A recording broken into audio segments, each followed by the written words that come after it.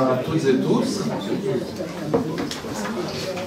pour cette on appelle ça une controverse, c'est pas vraiment une controverse, mais c'est un débat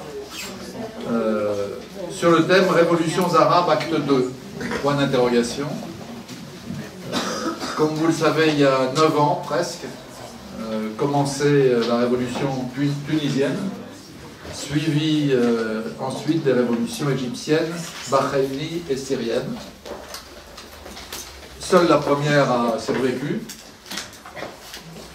Les autres ont été écrasés dans le sang, comme on sait, avec une participation active à la fois du régime syrien, mais aussi du régime saoudien. Et voilà que cette vague, que la plupart des observateurs considéraient comme terminée, enterrée, elle semble reprendre aujourd'hui avec des mouvements importants en Algérie, évidemment, c'est sans doute le plus long de tous, au Liban, d'une manière surprenante, parce que c'est quand même un pays qui a été traumatisé par la guerre civile, comme l'Algérie l'avait été par la décennie noire.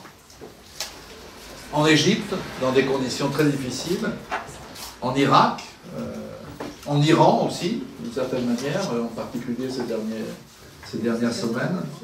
Et bien sûr au Soudan, dont on parle beaucoup moins, alors que c'est peut-être le seul mouvement qui ait obtenu d'ores et déjà un certain nombre d'acquis.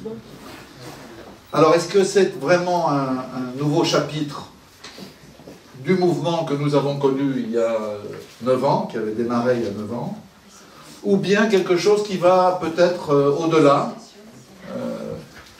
Mon collègue Bertrand Badi, avec qui je fais l'état du monde à la découverte chaque année, lui semble penser qu'on a vraiment un mouvement qui a des caractéristiques mondiales, pas seulement arabes. Pour en discuter, donc, Akram Belkaïd, à ma gauche, c'est seulement géographique, journaliste au Monde diplomatique, collaborateur d'Orient 21, d'Afrique Magazine et chroniqueur au quotidien d'Oran. Voilà. Et à ma droite, c'est pareil, c'est géographique, Alain Grèche, directeur du journal en ligne Orient 21 et ancien rédacteur en chef du Monde diplomatique, c'est ça? Voilà, donc je propose que tous les deux interviennent un quart d'heure, 20 minutes, et puis ensuite on ouvrira le bal. Vous pourrez intervenir, poser vos questions, on pourra essayer d'aller le plus loin possible dans la définition de ce qui se passe. Je ne sais pas qui veut commencer. Alain? Non, toi, tu n'as pas besoin de micro. Tu l'as. Bien, merci d'abord pour l'invitation. Je vais essayer de replacer ces révolutions arabes un peu dans un cadre historique. On a eu cette première phase dont Dominique a parlé, c'est-à-dire en gros 2011-2013, avec des révolutions qui ont changé des régimes, qui ont provoqué parfois des guerres civiles, qui ont touché tous les pays arabes pratiquement sans exception.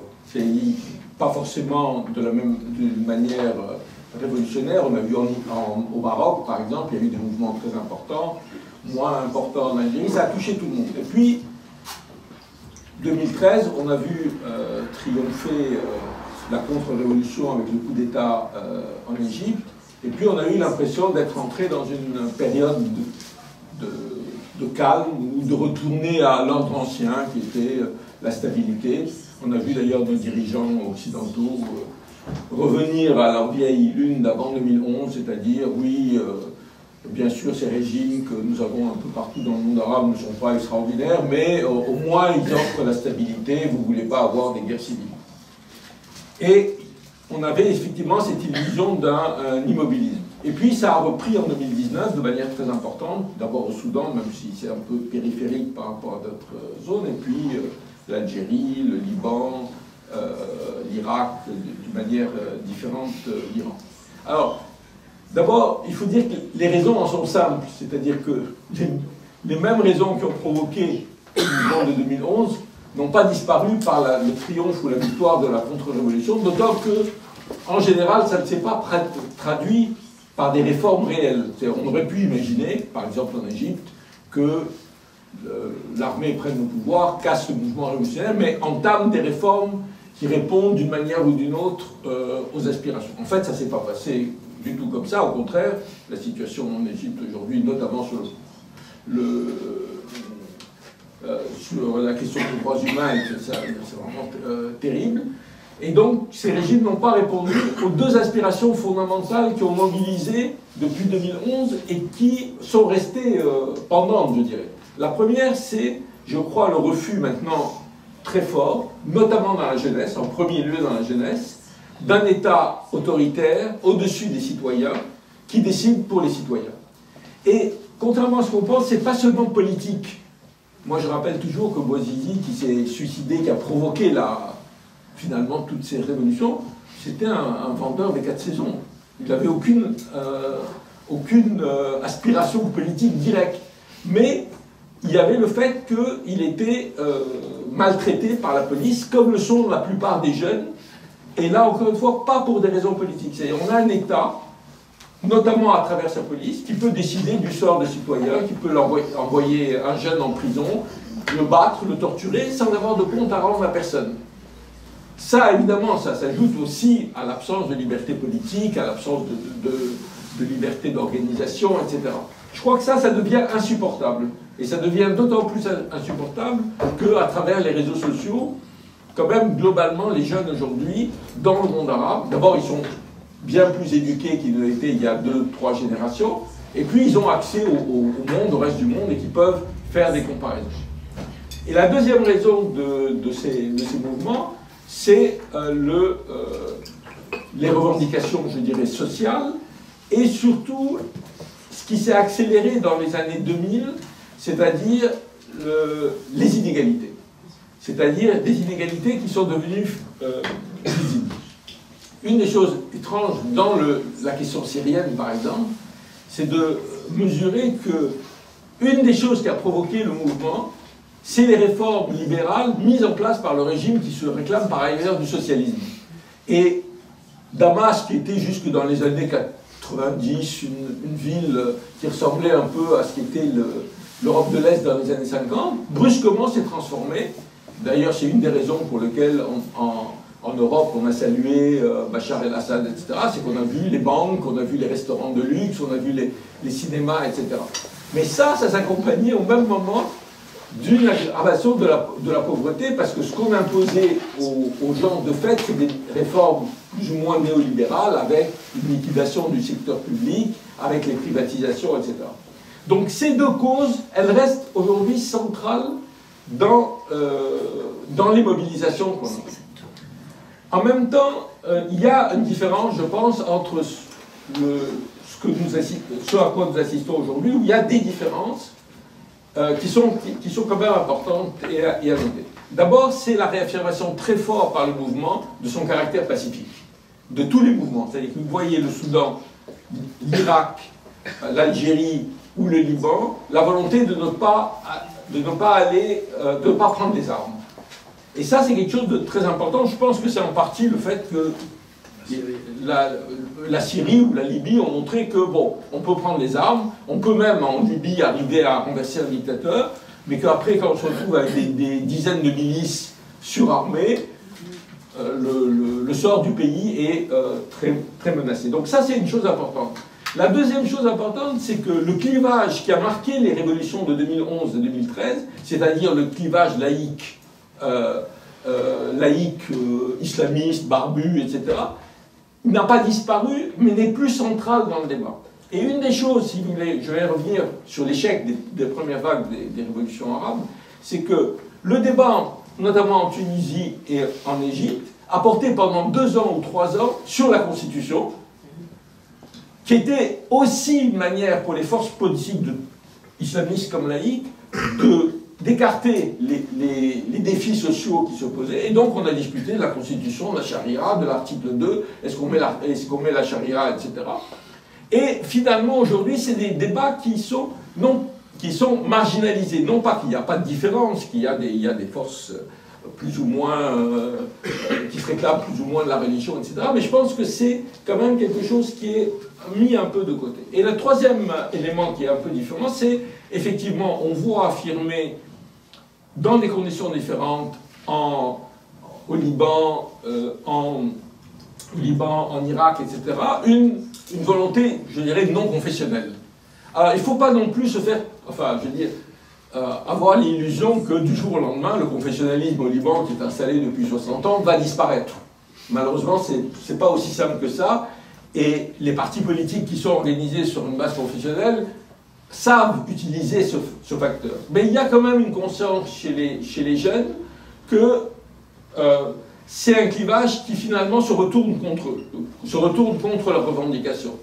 Et on l'a vu en Irak, un des phénomènes intéressants qui se passe, c'est que en dehors des régions chiites, il y a très peu de mouvements.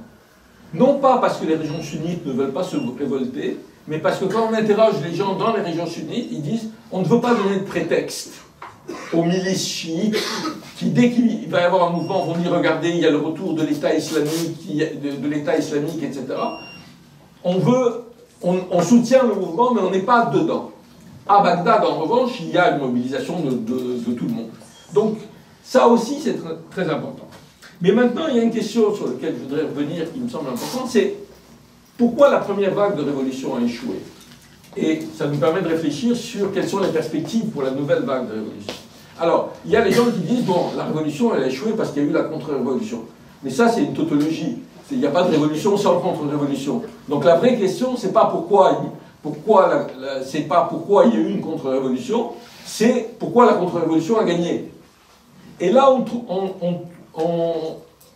se retrouve face à un défi qui est réellement, qui n'est pas celui seulement du monde arabe, mais qui est très important. Et là aussi, je voudrais faire un peu un retour en arrière historique sur le monde arabe.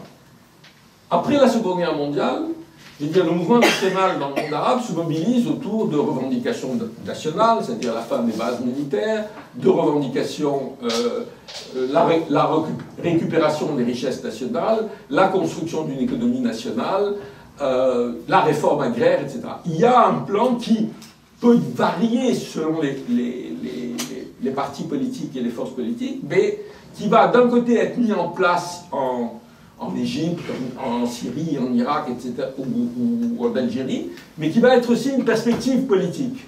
C'est-à-dire que les forces qui prennent le pouvoir dans ces années-là, dans les années 60, dans les années 70, elles ont un programme politique, elles ont l'impression qu'on peut comme ça développer le pays. Ce projet, qui est, bon, dont la figure emblématique a été le président égyptien Gamal Abdel Nasser, il va pas s'effondrer totalement, mais en 67, il va prendre un coup important, et puis petit à petit, il va effectivement s'enliser, à la fois pour des raisons qui tiennent à la situation intérieure, aussi la crise du modèle de l'Union soviétique et des pays socialistes, etc., et aussi par son incapacité à répondre à un certain nombre de questions de développement. C'est-à-dire qu'effectivement, l'Égypte ou la Syrie ou l'Irak ont réussi dans le domaine de l'amélioration des conditions de vie de la population, l'accès à l'enseignement, etc., mais sont très vite heurtés à des difficultés de développement économique et à des crises. Et au même moment, à l'échelle internationale, on avait d'un côté la crise du système socialiste, et puis de l'autre le triomphe de ce qu'on a appelé à partir des années 80 le néolibéralisme, c'est-à-dire l'idée que le développement, il était fondé sur le libre-échange, l'ouverture des marchés, les réformes de libéralisation de l'économie, etc. Et c'est ces réformes qui ont été mises en place à partir des années 80, et comme j'ai dit, même dans un pays comme la Syrie qui se prétendait socialiste, c'est ce qui s'est passé. Le problème, c'est que ces réformes, elles étaient censées passer, par exemple, le secteur public industriel qui avait été construit en Égypte, en Syrie, etc., au secteur privé, avec l'idée que le secteur privé serait plus efficace. Mais en fait, on a assisté à un phénomène qui est un peu similaire à celui auquel on a assisté à la fin de l'Union soviétique. C'est qu'on n'a pas eu une privatisation, on a eu un bradage de l'industrie et des richesses nationales au profit d'une caste qui était liée au pouvoir politique. Et ça, c'est quelque chose de très important, c'est-à-dire qu'on a eu des investissements on a eu le dégagement de ressources immenses qui n'ont pas été mises au service du pays. C'était pas une bourgeoisie nationale qui investissait dans le pays, mais c'était une bourgeoisie nationale qui se disait qu'en plaçant dans les paradis fiscaux ou dans les marchés internationaux, on gagnait beaucoup plus d'argent. Et ça lié à une corruption qui a atteint des sommets, en partie, je pense, parce que la capacité de mettre de l'argent dehors est devenue quelque chose de très facile. C'est-à-dire qu'avant, il y avait de la corruption, enfin il y a toujours eu de la corruption dans tous les pays, mais si vous voyez de l'argent en Égypte sous Nasser et il y avait de la corruption, je veux dire, il fallait beaucoup d'efforts pour mettre un peu d'argent en Suisse. Aujourd'hui, avec l'ouverture du système financier, on a une corruption qui se chiffre en milliards de dollars et qui a permis d'acheter toute une classe politique. Et qui fait que cette classe politique, aujourd'hui, elle dispose de l'argent et ça lui donne une force très importante. Donc ce modèle qui s'est mis en place, alors de manière différente, là je fais un panorama sur des pays qui peuvent être différents, il a totalement échoué. Et en plus, le seul, enfin pas le seul, mais le reproche essentiel qu'on pouvait faire au régime dit socialiste ou dit de gauche, c'est-à-dire le fait que ça s'était fait quand même au détriment des libertés politiques, au détriment des libertés individuelles, etc., il s'appliquait de la même manière au nouveau régime mis en place. C'est-à-dire qu'il n'y avait pas plus de liberté, il n'y avait pas plus de démocratie, etc. Et là, on est dans cette situation où, non seulement d'ailleurs à l'échelle arabe, mais on le voit, Dominique a évoqué le Chili, etc., ce système néolibéral arrive quelque part en bout de course. Mais le problème, c'est que on est dans une situation où il est très difficile de le remplacer, parce que personne ne sait comment le faire, mais c'est pas seulement le cas dans le monde arabe, c'est le cas plus largement. Je veux dire, c'est le cas on peut dire c'est un dilemme qui se pose aux forces de transformation, c'est comment on change de système.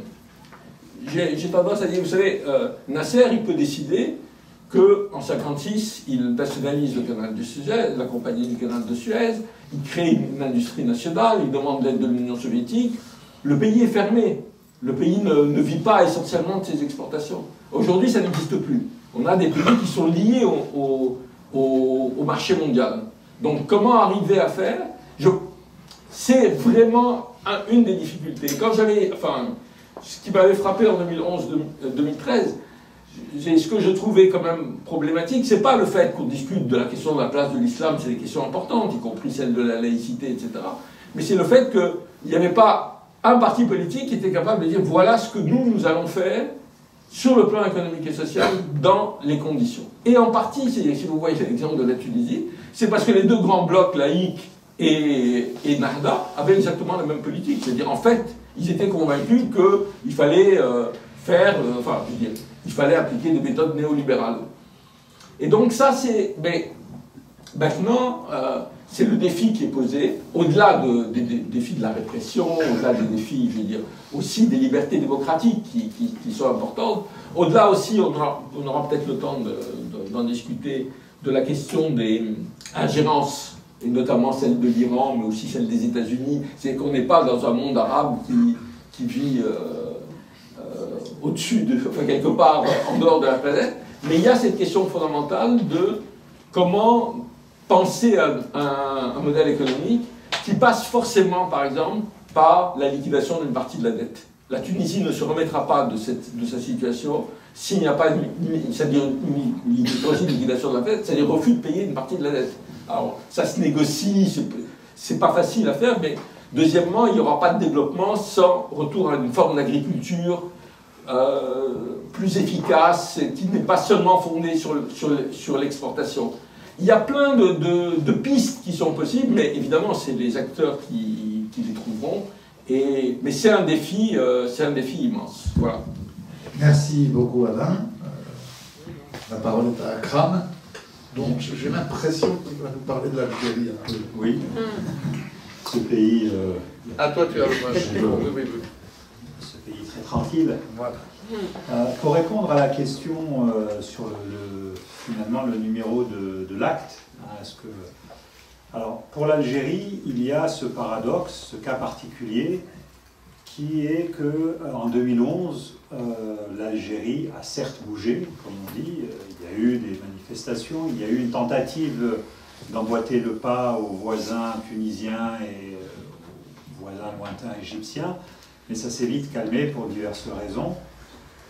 Mais alors à ce moment-là, on pourrait dire que ce qui se passe aujourd'hui serait une espèce de vrai premier acte, mais j'aimerais replacer ça dans une perspective historique pour dire que finalement, en réalité, l'Algérie est en quête de transition et dans une sorte de transition politique heurtée, difficile, sanglante par moments, depuis les fameuses émeutes d'octobre 1988, qui ont vu le système tel qu'il était mis en place après l'indépendance entrer en crise. Je rappelle qu'en 1988, la jeunesse algérienne est sortie dans la rue, qu'il y a eu des manifestations, que l'armée a réprimé en tirant à balles réelles, que les bilans étaient absolument effroyables. On parlait à l'époque de plus de 500, 600 morts. Et qu'in fine, ça a obligé le parti unique, c'est-à-dire le pouvoir du parti unique, le FLN, à faire des concessions, à proposer une ouverture de la vie politique, à mettre en place à proposer une constitution qui allait déboucher sur le multipartisme, mais avec une espèce de période réformatrice, un élan réformateur qui a donné énormément d'oxygène à la société algérienne et qui a constitué, je dirais, on l'appelle souvent le printemps algérien de 88-89, qui malheureusement a été très vite engagé dans de mauvais rails, pour la bonne et simple raison que ce sont ceux qui étaient au pouvoir qui ont prétendu et qui ont mené la transition. C'est-à-dire que le président de la République de l'époque qui donne l'ordre à l'armée de tirer sur les manifestants en octobre 88 est le même qui se représente aux élections en décembre de la même année, si mes souvenirs sont bons, et puis en 1989, et qui reste au pouvoir jusqu'au coup d'État de 92. Tout ça pour dire que l'Algérie a connu une tentative de mettre fin à ces régimes d'après-indépendance qui, dans de nombreux pays arabes, ont monopolisé le pouvoir et n'ont autorisé aucune opposition réelle. Certains pays ont opté pour des oppositions, je dirais, factices, pour des multipartismes de façade.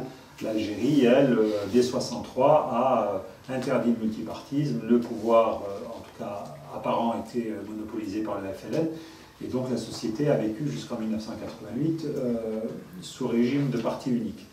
Cette transition a dérapé, vous le savez, pour ceux qui s'en souviennent, il y a eu une guerre civile, une décennie terrible où le processus démocratique a totalement été réduit à néant, dans la mesure où le régime a affronté une opposition armée suite à l'annulation des élections législatives qui avait vu la victoire des islamistes, du Front islamique du salut qui est aujourd'hui dissous. Donc tout ça pour dire qu'il y a eu un premier élan qui a été cassé, et quand en 1999 Abdelaziz Bouteflika est élu président, au terme d'une présidentielle qui avait vu les 5 autres candidats se retirer parce que les jeux étaient faits, qu'ils avaient compris que le scrutin était truqué, que l'armée avait décidé que ce serait Bouteflika qui serait élu.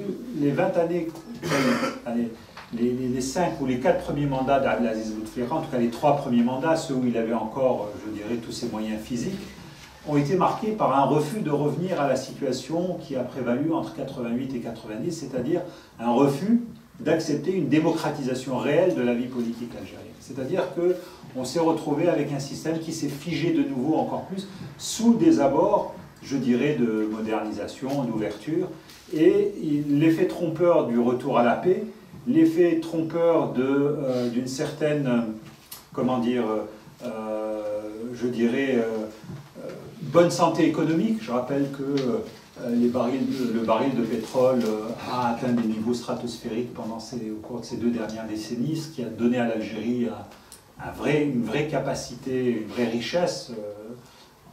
Les réserves de change ont battu des records historiques. On a dépassé les 200 milliards de dollars, ce qui dans l'histoire de l'Algérie ne s'était jamais vu. Il faut se souvenir qu'en 1994, le pays est à genoux. Il est obligé de faire appel au Fonds monétaire international pour négocier un prêt, pour pouvoir rembourser sa dette. Il demande l'intervention des grands argentiers, des créanciers pour l'aider à restructurer son économie. Il y a eu, dans les années 2000 et une partie des années 2010, je dirais, une vraie aisance financière, mais qui n'a pas été accompagnée par une ouverture politique. Alors, pourquoi en 2011, quand les Tunisiens prennent la rue, les Égyptiens prennent la rue, les Marocains aussi, hein, Alain l'a dit, qu'est-ce qui s'est passé? Eh bien, il y a eu des tentatives. Il y a eu des tentatives, des gens ont appelé à sortir dans la rue, des gens qui s'étaient déjà mobilisés contre un troisième mandat de Abdelaziz Bouteflika en 2009. Il faut se souvenir que la constitution algérienne limitait le nombre de mandats à 2, et que Abdelaziz Bouteflika, comme bon nombre de satrapes ou de dictateurs africains ou arabes, ont très vite estimé qu'il fallait changer ces constitutions. Donc la fin des années 2000, il y a eu tout un débat dans la société algérienne et un passage en force avec une révision de cette constitution et l'abandon de la limitation à 2 mandats. Donc des gens s'étaient déjà mobilisés un peu dans le désert malheureusement pour lutter contre ce troisième mandat. Mais en 2011, on retrouve les mêmes acteurs, des petites organisations, des syndicats autonomes, des associations professionnelles, quelques partis politiques d'opposition qui ont essayé de mobiliser pour dire ben, on prend la rue. Sauf que ça n'a pas marché pour 2 raisons, enfin pour plusieurs raisons, mais les principales, c'est que d'abord, le régime avait les moyens d'acheter la paix sociale. Donc il y a eu un nombre incroyable d'augmentations de salaires, par exemple, parfois avec effet rétroactif. Quand vous avez des fonctionnaires ou des gens qui sont augmentés de 80-100%, avec effet rétroactif de 2 ans, vous avez un levier efficace pour calmer une partie de la population. Le deuxième levier, c'est que eh bien, la jeunesse n'a pas suivi. Et cette même jeunesse n'a pas suivi aussi en 2014, quand il s'est agi de protester contre le 4e mandat. Vous aviez là aussi des gens qui se sont mobilisés pour dire on ne peut pas avoir 4 mandats, et puis déjà à l'époque, Bouteflika avait disparu des radars, on ne le voyait plus, il était malade, et malgré ça, son Premier ministre avait fait campagne à sa place avec un cadre, et représentant Bouteflika, et à ce moment-là, les gens sont sortis dans la rue, et il y avait plus de policiers que de manifestants, et la jeunesse dans les rues d'Alger regardait sans mêler. Pourquoi en 2014 ça s'est passé comme ça et pourquoi en 2019 on a eu un effet contraire? Eh bien, c'est, je dirais, les mystères, en tout cas la conséquence de la démographie. La démographie est toujours quelque chose de très intéressant, un outil très puissant pour expliquer certains phénomènes politiques. On voit bien qu'on a toute une classe d'âge qui, elle, n'a grandi que sous Bouteflika, qui n'a pas connu ce qu'on appelle la décennie noire, qui donc est moins perméable au récit sur ce que les Algériens ont vécu, et surtout l'argument qui consiste à lui dire ne nous divisons pas, n'ayons pas d'activité politique, n'ayons pas de protestation politique, parce que si nous faisons cela, nous risquons de retomber dans nos cauchemars du passé. Cet argument, il ne passe pas auprès des jeunes. Et d'ailleurs, le 22 février 2019, quand la population sort dans la rue pour protester contre le 5e mandat, c'est essentiellement des jeunes d'abord qui sont dans la rue. Aujourd'hui, les témoignages commencent à sortir. On se rend compte que les plus âgés, bon, certains sont sortis dès le 22, mais l'effet d'entraînement, c'est la jeunesse qui a entraîné la société, et l'effet d'entraînement, c'est qu'ensuite, c'est le 1er et le 8 mars, que là, on a vu toutes les catégories d'âge être représentées. Donc c'est cette irruption d'une nouvelle génération qui n'a pas connu ou qui a peu connu la guerre civile, et puis qui a vu au fur et à mesure cette embellie économique se dissiper, qui a aussi compris par des phénomènes de politisation rapide via les réseaux sociaux, via les discussions sur Internet, qui a aussi compris un peu la stratégie suivie par le régime, qui est, elle, sortie dans la rue et qui a commencé par manifester contre un 5e mandat. C'était ça le point de départ. Hein. Les gens ont commencé, et puis l'appétit est venu, je dirais, en manifestant très vite, dès lors que le président Bouteflika a démissionné. Les revendications sur un changement de système, sur l'installation d'un vrai système démocratique, ou du moins d'un vrai état de droit, ont pris le pas sur les premières revendications. Donc c'est un mouvement qui effectivement s'inscrit dans ce que Alain a décrit, c'est-à-dire un refus finalement d'une confiscation à plusieurs niveaux. Refus de la confiscation en matière de décision, refus de la confiscation en matière de décision stratégique. Ce n'est pas un hasard, par exemple, si une partie des revendications des manifestants concernait une loi sur les hydrocarbures, parce que le régime s'est dépêché de réformer une loi sur les hydrocarbures en la libéralisant un peu plus. Elle a été adoptée par le Conseil des ministres, un Conseil des ministres illégitime, hérité de Bouteflika. Elle a été votée par l'Assemblée nationale, une assemblée dont on sait aujourd'hui, parce que des témoignages sont sortis dans la rue, qu'elle est constituée notamment de gens qui ont payé qui ont acheté leur charge de député. Bien, cette loi, elle libéralise et elle est une espèce de signal envoyé par le régime à l'égard des partenaires occidentaux pour dire nous faisons des choses que vous nous demandez depuis un peu longtemps, laissez-nous tranquilles et ne vous mêlez pas de nos affaires. Mais en tous les cas, la population l'a bien compris et revendique aussi son droit de regard sur des décisions stratégiques. Les hydrocarbures en Algérie, c'est 90 à 95% des exportations, c'est le cœur du réacteur. Et donc l'idée qu'on puisse comme ça passer une loi rapidement dans le contexte actuel, ça a déplu à beaucoup de gens. Donc on est effectivement dans un mouvement révolutionnaire, pacifique, comme l'a dit Alain, historique parce qu'il est aussi national, c'est pas juste Alger qui manifeste, on a plusieurs villes, plusieurs endroits qui manifestent, mais qui est confronté à plusieurs défis. Le premier défi, il est justement dans ce que tu disais, c'est-à-dire que bon, on revendique un changement de régime, mais où est la doctrine? Où sont les idées politiques? Qu'est-ce qu'on doit faire? Comment on fait pour assurer le développement d'Algérie? Quelles sont les lois qui devraient être révisées? Quelles sont les options?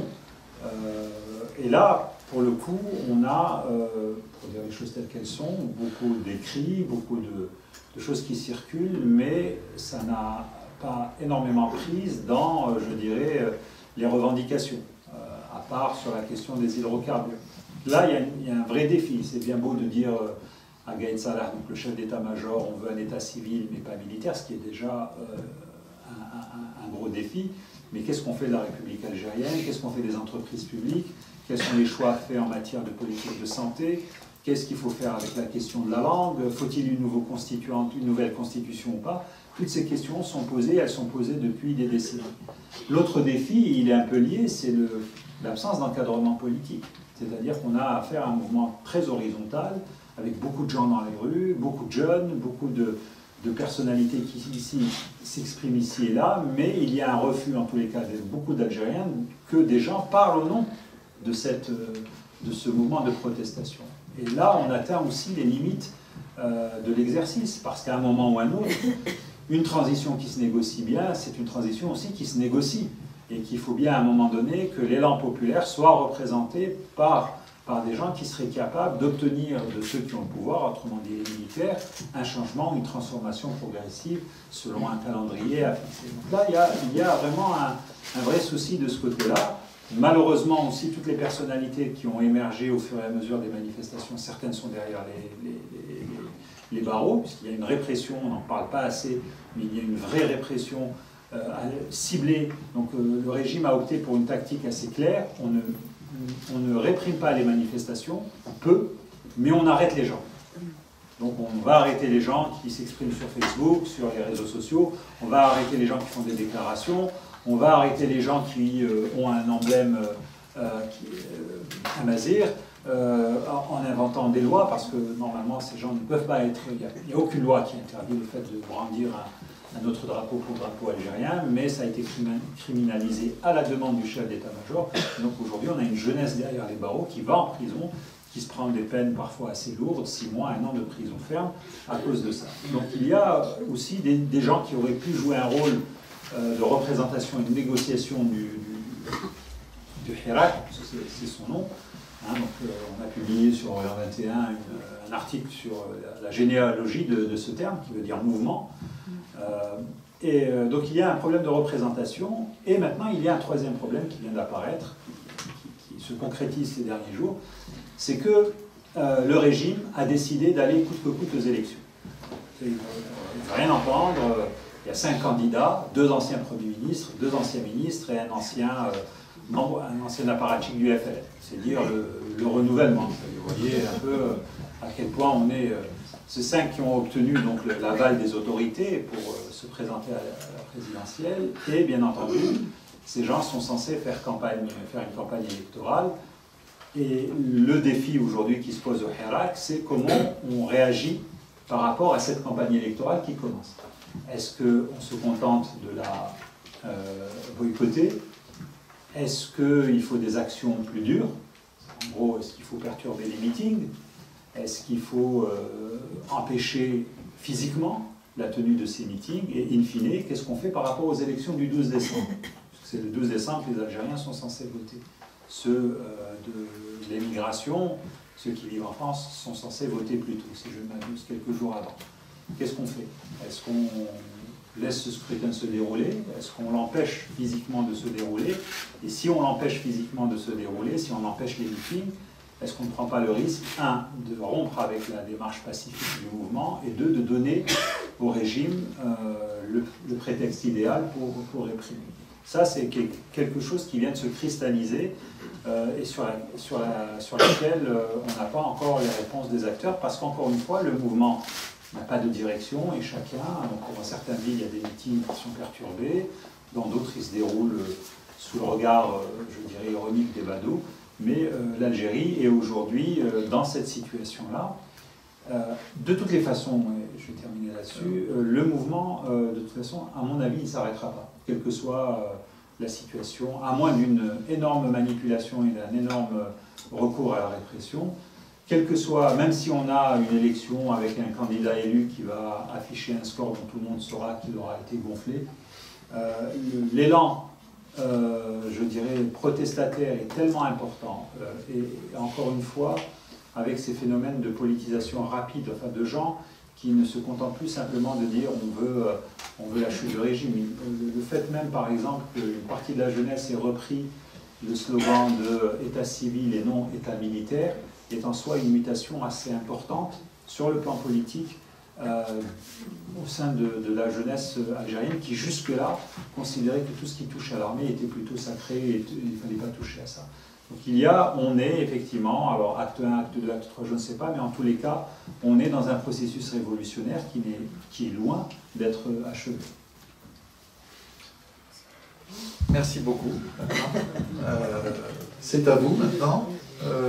Pour ceux, je regarde les visages, pour ceux qui n'ont pas l'habitude de cette maison, vous attendez pour parler d'avoir le micro, parce qu'il y a une vidéo qui sortira de cette rencontre comme des autres, et donc si vous ne parlez pas dans le micro, on ne comprend pas très bien la question.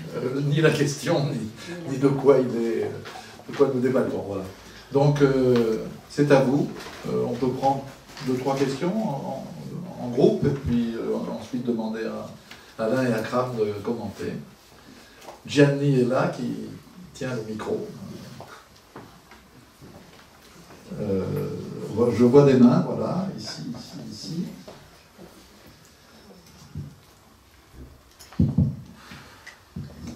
C'est à vous. Bonjour, merci pour votre présentation très détaillée.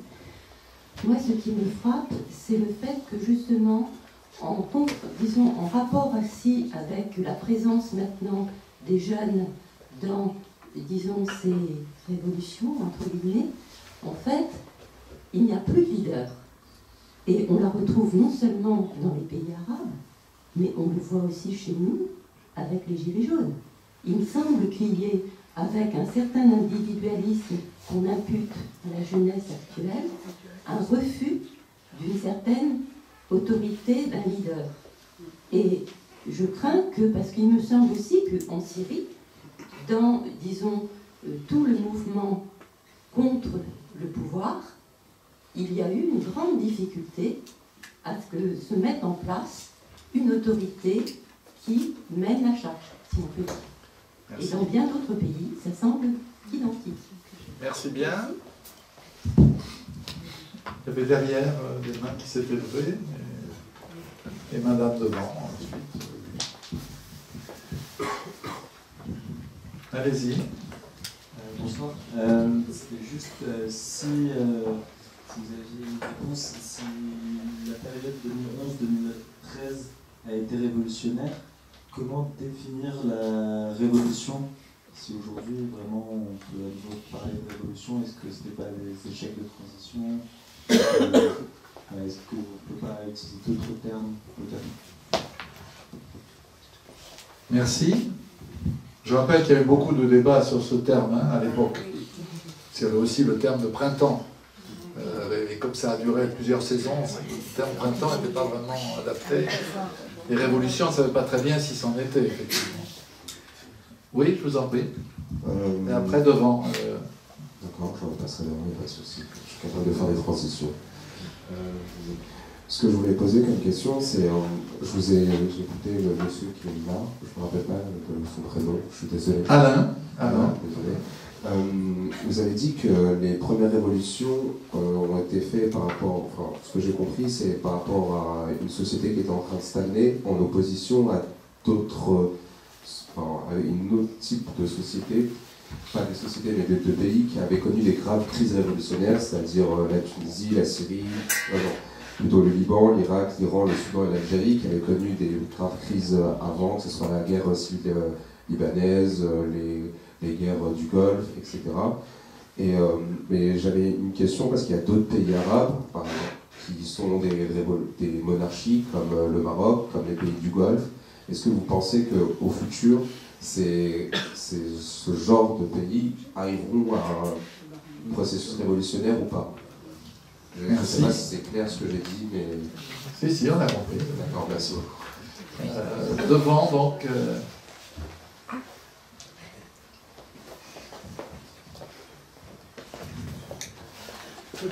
Très bonne question. J'ai une question pour M. Belkaïd à propos de cet effort d'un groupe de citoyens qui se sont réunis. On n'était pas sûr comment les gens étaient choisis, mais est-ce que ce conseil ou ce groupe a eu un avenir ou est-ce qu'il s'est dissous? Et vous avez dit souvent qu'il y a à un niveau très local, il y a des organisations citoyennes. Et je me demande si pourquoi ça n'a pas réussi et si ça pourrait continuer ou pas. Merci. Merci. On va essayer de prendre ce premier groupe de questions. Donc, pas de leader, révolution, monarchie, et la question de madame. Oui, sur la question de la révolution, je ne pense pas qu'on peut répondre. Ce qu'on peut dire, c'est qu'en gros, quand nous parlons de révolution, nous avons des images qui sont celles du XXe siècle, qui est la Révolution française, enfin, alors, il y a aussi la Révolution soviétique, la Révolution chinoise, et on peut dire que la dernière grande révolution au sens propre, c'est la Révolution iranienne. C'est-à-dire, qu'est-ce que ça veut dire? Un peuple qui se soulève, qui casse l'appareil d'État, qui remplace en général l'armée par une autre armée, et les structures par une autre structure. Je crois que depuis, il n'y a pas eu de révolution de ce type. Et je ne suis pas sûr que dans le monde arabe, on va connaître des révolutions de ce type. Ces révolutions de ce type nécessitent, en général, soit un parti politique, soit une organisation très, très structurée. Et on l'a dit, dans les révolutions arabes, ce qui frappe, c'est justement qu'il n'y a pas ce type de structure. Alors, les raisons pour lesquelles il n'y a pas ce type de structure, elles sont complexes. Il y a une partie qui tient au monde arabe lui-même. C'est-à-dire que vous ne pouvez pas, pendant 60 ans, réprimer toutes les forces politiques systématiquement et penser que du jour au lendemain, elles vont réapparaître. Et quand vous laissez des forces politiques s'organiser, en fait, vous ne les laissez pas vraiment s'organiser parce qu'elles sont manipulées par, en général, la police politique et le ministère de l'Intérieur. C'est-à-dire que chaque fois qu'il y a un parti politique qui commence à grandir, que ce soit en Algérie, en Égypte, etc., on crée une scission, etc. Donc ça, c'est un des premiers erreurs. Mais le deuxième élément qui fait que ce n'est pas une révolution au sens traditionnel, c'est que, comme on a dit, le projet, c'est quoi? C'est-à-dire, d'un côté, il y a un rejet des politiques qui ont été menées depuis 30 ans, mais le projet qui était le projet des années 50, 60, dont j'ai parlé, le projet socialiste, nassérien, etc., est arrivé aussi en bout de course, et que donc là, il y a une vraie difficulté de savoir qu'est-ce qu'on veut. Alors, oui, c'est vrai qu'il n'y a pas de leader aujourd'hui, il n'y a pas de leader, il n'y a pas d'organisation. La seule petite exception dont on peut parler, c'est le Soudan, qui est assez curieusement, où il y a une tradition, puisque c'est la 3e fois qu'une insurrection, depuis l'indépendance, qu'une insurrection populaire renverse un gouvernement. Et alors c'est dû à le fait qu'il y avait un parti communiste très puissant qui a joué dans la première révolution un rôle central en 1964, et ensuite il s'est développé des associations de type professionnel qui ne sont pas politiques. C'est des associations d'étudiants, de journalistes, d'avocats, etc., qui ont été capables, dans cette révolution-là, d'abord de donner un interlocuteur au pouvoir, et ensuite de formuler des exigences. Mais en même temps, il faut bien voir qu'au Soudan, on est sur un équilibre extrêmement fragile, entre une armée qui ne veut pas lâcher le pouvoir, et un mouvement qui a des revendications pour aller vers les démocratisations. Mais une des choses que je voudrais dire, peut-être je ne l'ai pas dit, c'est que le niveau de crise économique et sociale de ces pays, par rapport à il y a 10 ans, est incomparablement supérieur. Le Soudan est un pays en faillite totale. On a parlé des prix du pétrole.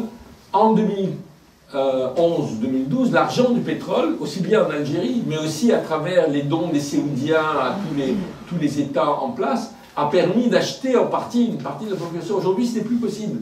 Le baril est à $50 et il va rester comme ça pour les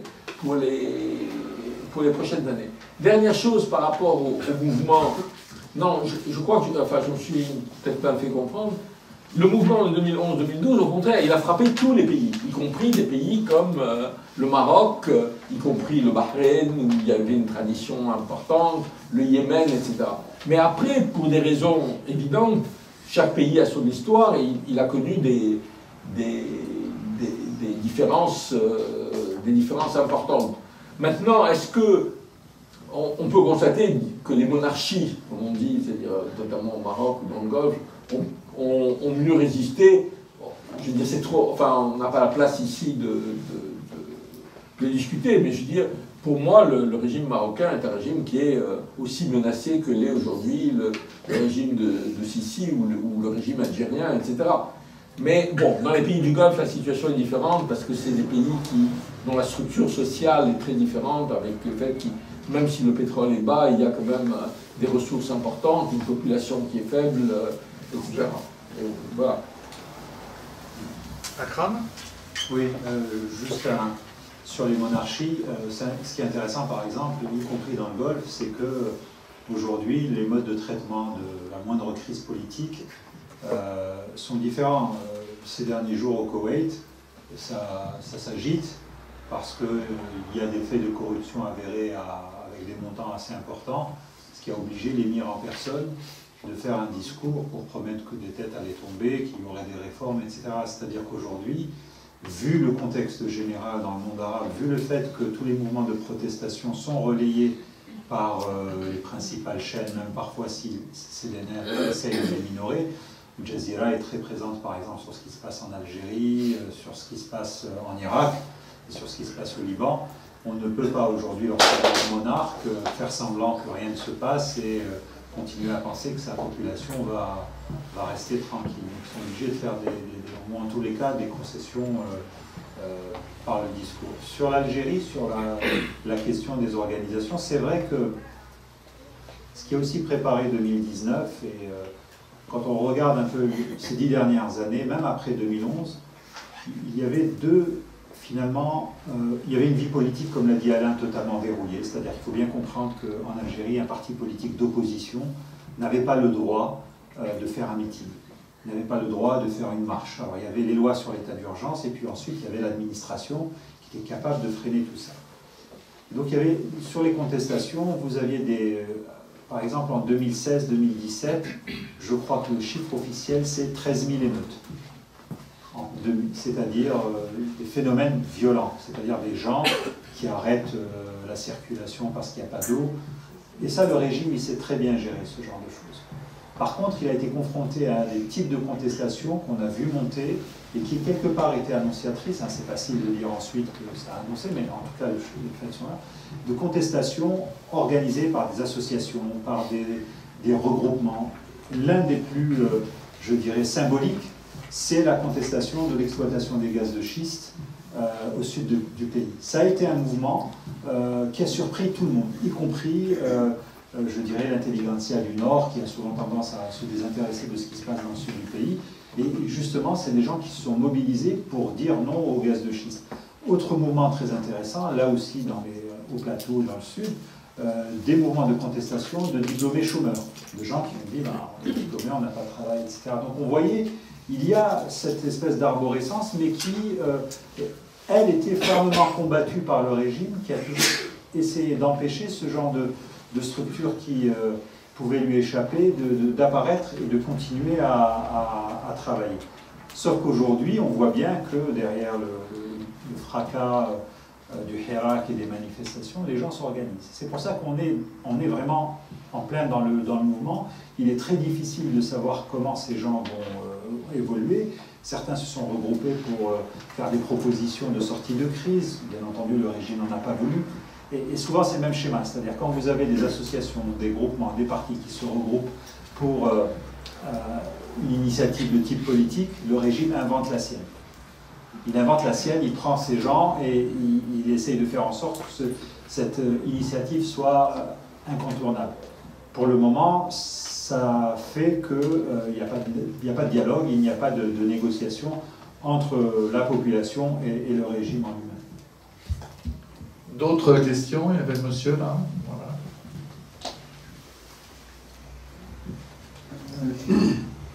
J'ai une petite question à M. Grech. Quand vous avez parlé de la révolution syrienne qui a échoué, vous avez un petit peu survolé en disant un petit peu la faute des Américains, des Saoudiens et de libéralisme à outrance, sauvage en quelque sorte aussi. Mais vous avez oublié peut-être, c'est pas l'histoire de l'Iran. L'Iran, l'hégémonie iranienne sur toute la région d'Iran, aussi bien en Irak qu'en Syrie, qu'au Liban, qu'au Yémen, etc. Jusqu'à quel point on peut vraiment imputer la défaite de la révolution syrienne à l'intervention iranienne. Voilà. Bon, j'ai dit un mot en disant que je n'allais pas aborder les problèmes de géopolitique, mais évidemment ils pèsent beaucoup. Effectivement, le rôle de l'Iran est majeur, on le voit aujourd'hui en Irak notamment, et on l'a vu pendant la révolution syrienne, c'est-à-dire que c'est un mélange d'intervention iranienne avec le soutien de Hezbollah et d'intervention russe qui a sauvé qui a évidemment sauvé le régime. Je veux dire, ça c'est évident, et aujourd'hui il joue encore un rôle important. Ceci étant, je veux dire, il faut replacer ça, si on place ça dans un contexte géopolitique, je veux dire, c'est pas aussi simple que ça, je veux dire. D'abord, par exemple, si on prend la crise yéménite, les Iraniens sont totalement en dehors de cette crise yéménite. Ils ont été impliqués par, je dirais, ils se sont servis de la crise yéménite comme font toutes les grandes puissances qui essayent de jouer les uns contre les autres. Mais au départ, le poids des Iraniens dans la crise, il était, je pense, relativement faible. Il est plus important aujourd'hui, mais il est plus important parce que, d'une certaine manière, l'intervention saoudienne contre les Yéménites leur a donné l'occasion de jouer ce rôle. Mais je pense que le rôle, bon,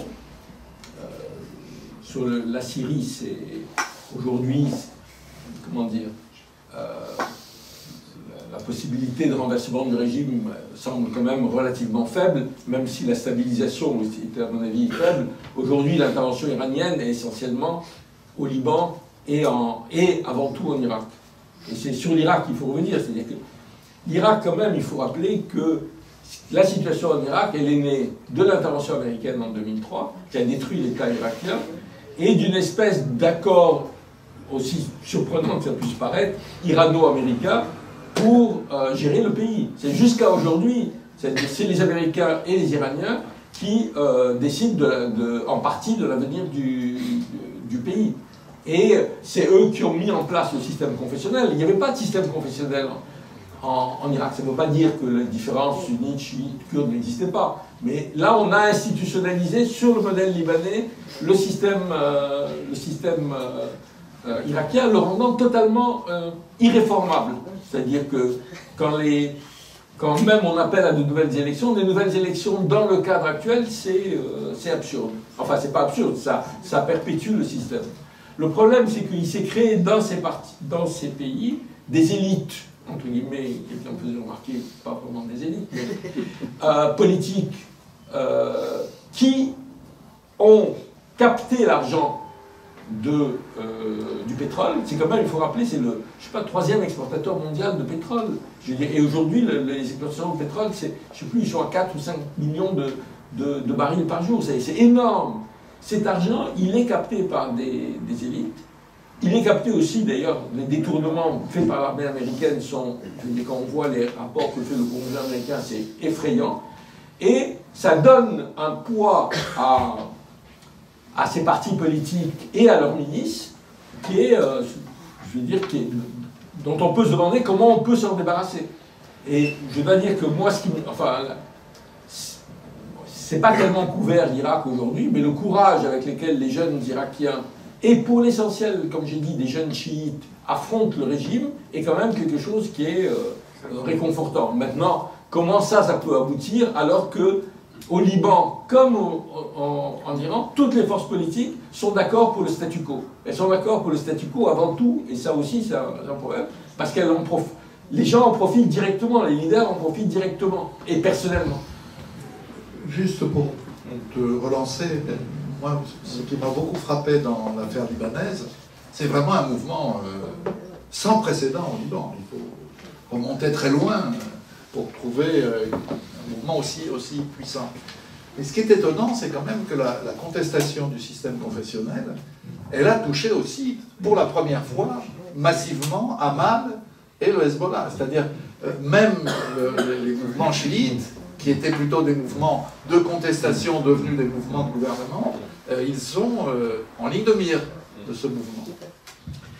Oui, mais, enfin, je veux dire, il y a une aspiration, je crois, à en finir avec le système confessionnel. Mais il faut être très prudent sur les capacités. Il faut rappeler que la guerre civile au Liban en 1975, elle a commencé par une alliance entre le mouvement national et les Palestiniens sur l'idée de en finir avec le système confessionnel.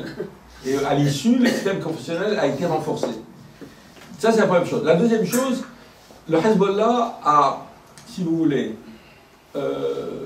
a acquis en 2006, dans l'affrontement avec Israël, un prestige immense. Je veux dire, et dans toutes les capitales sunnites, il y avait le portrait de Nasrallah. Aujourd'hui, on n'imagine plus ça. Il a perdu une partie de cette influence avec l'intervention en Syrie. Mais il l'a perdu moins dans la communauté chiite que dans les autres communautés. Pourquoi? Parce que pour la communauté chiite, en partie, même si ce n'est pas notre analyse à nous, mais l'intervention a été perçue comme une forme d'autoprotection contre le développement de l'extrémisme sunnite, de l'État islamique, d'Al-Qaïda, etc., etc. Et il y avait des faits, quand on voit ce qui s'est passé en Irak, où ce type d'argumentation pouvait en partie marcher sur une partie de la population chiite. Aujourd'hui, ce n'est plus le cas. Je pense qu'effectivement, il y a des tensions dans la communauté chiite. Maintenant, c'est vrai que c'est la première fois que le Hezbollah est contesté à Baalbek, dans le sud, etc. Mais en même temps, d'abord, il tient très bien. C'est quand même une organisation de type politico-militaire, donc ils ont les moyens de contrôle. Et puis, il ne faut pas donc... Enfin, je ne sais pas si on peut aujourd'hui juger... c'est-à-dire, je crois qu'il faut... Il ne faut pas avoir l'illusion que ces partis sont finis. Je ne crois pas que... Je crois qu'ils continuent à avoir une influence importante, parce que c'est des structures, c'est aussi des structures d'aide sociale, c'est aussi des structures... Bon. Et puis, il y a aussi, parce qu'on n'a pas parlé, je veux dire, le prestige que le Hezbollah a acquis face à Israël, ça demeure. Parce que Israël demeure, pour une partie importante des populations de ces régions, un ennemi. Et donc, le Hezbollah apparaît, quand le Hezbollah dit « nous sommes les seuls à pouvoir nous opposer aujourd'hui à Israël », il faut reconnaître que c'est vrai. Akram ?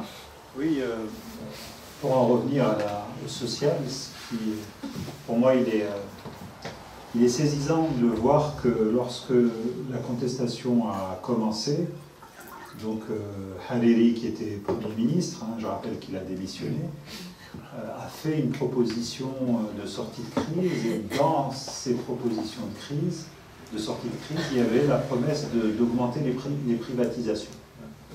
Ce qui, quand on connaît l'état du Liban aujourd'hui, avec l'absence d'État, est totalement étonnant. Mais en même temps, ça prouve que, on revient à ce que disait Alain au début, c'est que la doctrine, la contre-doctrine, c'est-à-dire ce qu'on peut être capable aujourd'hui d'apporter sur la table pour dire non aux dirigeants, c'est ce qui manque. C'est-à-dire que on cherche aujourd'hui, alors effectivement tu disais que c'était un mouvement historique, c'était un mouvement qui remet en cause le caractère confessionnel, il y a énormément de choses, il y a ce fameux bus qui fait un peu le tour du pays, il y a la proclamation de la fin de la guerre civile, mais en même temps on aimerait aussi, c'est-à-dire qu'à un moment donné, il y a aussi ce pays qui doit faire des choix en termes économiques. Je rappelle que la livre libanaise est en train de se casser la figure, que le pays ne tient que parce qu'il y a une diaspora qui envoie de l'argent et que les banques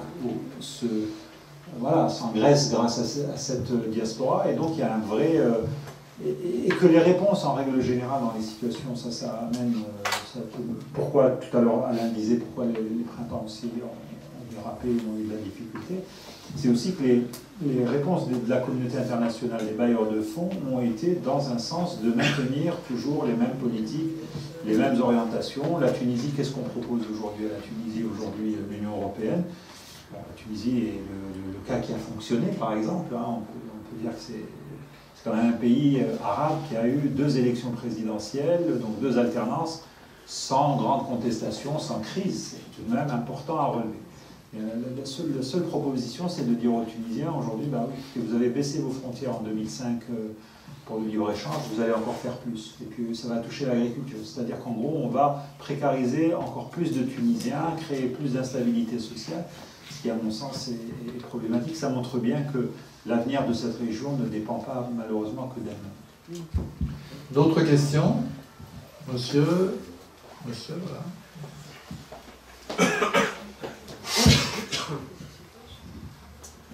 Ma question porte sur l'Algérie et plus précisément sur l'armée algérienne.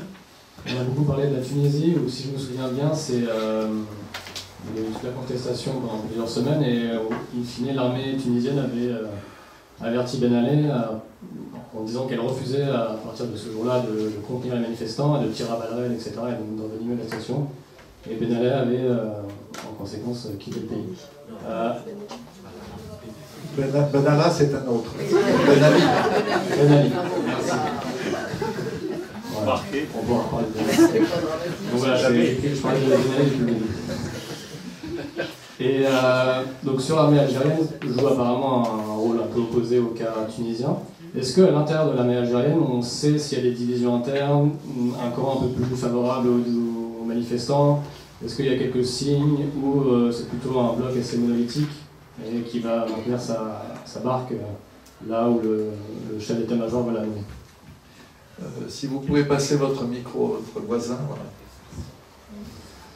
Oui, bonsoir. Moi, c'est toujours aussi sur l'Algérie. On peut voir aujourd'hui qu'il y a un essoufflement du modèle de rente pétrolier qui demeure. Donc, du coup, ça va avoir un impact sur les orientations économiques et donc sur le marché du travail qui va être davantage flexibilisé. Et ça va affecter, donc, du coup, les travailleurs.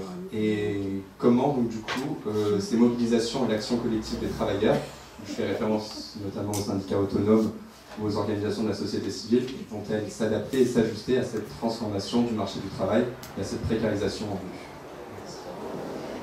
Un crâne qui est visé. Bon, la différence, d'abord, pour la Tunisie, de décembre à janvier, décembre 2010 à janvier 2011, jusqu'au moment du départ de Ben Ali, c'est plutôt les forces de police qui ont ouvert le feu. C'est-à-dire que l'armée tunisienne n'a jamais été un acteur important, de par la volonté à la fois de Bourguiba puis de Ben Ali. C'est pas du tout la même chose. C'est une petite armée et en comparaison de l'omniprésence des services de sécurité, notamment de la police. Mais effectivement, l'armée s'est interposée en 2011 et que c'est sa position qui a visiblement beaucoup pesé sur la fuite de Ben Ali, même si on reste encore, il y a une zone d'ombre, hein, il y a énormément de mystères par rapport à ce départ.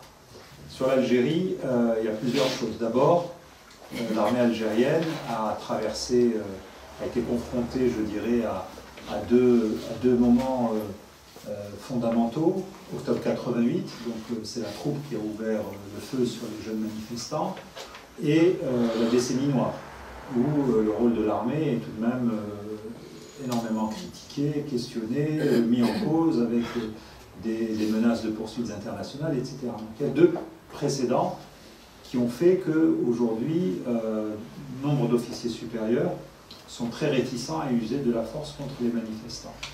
Alors effectivement, c'est un corps organisé, c'est un corps très administré,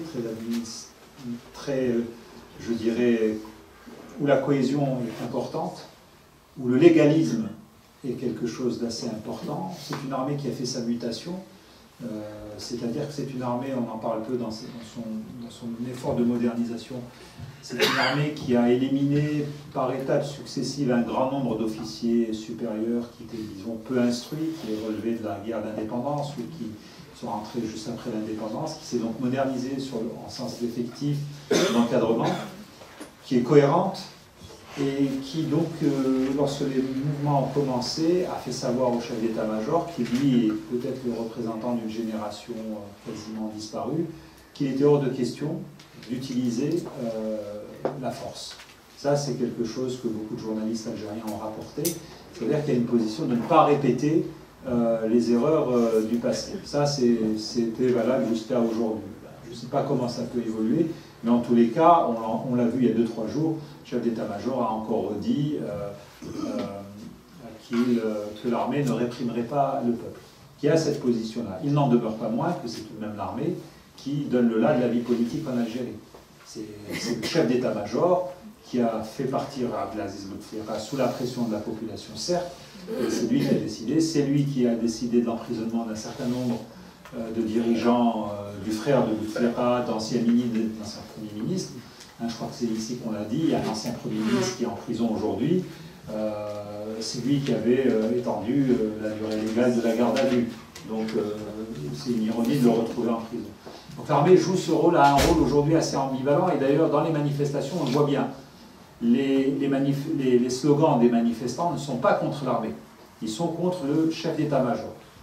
Ils ne sont pas contre l'armée, ils demandent un état civil et non pas un état militaire, mais en même temps les gens disent à propos de l'armée, khawa khawa, c'est-à-dire on est tous frères. Donc il y a ce distinguo qu'il faut garder en tête, et pour le moment l'armée reste en retrait, même si les manifestations, elles, lorsqu'elles sont empêchées par exemple, il y a la présence de la police, mais aussi de la gendarmerie, qui est un organe de l'armée. Par exemple, le vendredi, l'accès à Alger est très difficile. Il y a des barrages, etc. Donc voilà un peu la réponse concernant l'armée. C'est une muette qui fait entendre sa voix, puisqu'elle a régulièrement des éditoriaux via l'organe qui s'appelle le Jeish, l'armée. La position de l'armée est aujourd'hui très claire, il faut que ces élections se tiennent. Donc voilà, c'est un peu la position des militaires. D'autres questions? Il y avait une question sur l'essoufflement. Oui, pardon.